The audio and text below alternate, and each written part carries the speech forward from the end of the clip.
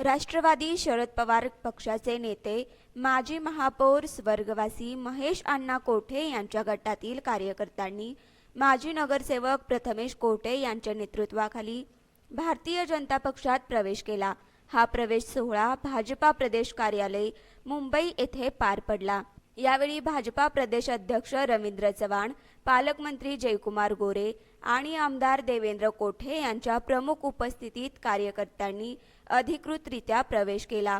प्रवेश सोहळ्यात माजी स्थायी समिती सभापती विनायक कोंड्याल, माजी नगरसेविका मुकुंद अंकाराम, माजी नगरसेवक विठ्ठल कोट्टा, माजी नगरसेवक शशिकांत कौंची, जोशी समाज शहराध्यक्ष युवकराज सरवदे, राष्ट्रीय युवक काँग्रेस अध्यक्ष अक्षय वाकसे, राष्ट्रीय युवक शहर उत्तर सरचिटणीस तुषार पवार तसेच संतोष सोमा आणि आकाश भोसले आदींनी भारतीय जनता पक्षात प्रवेश केला।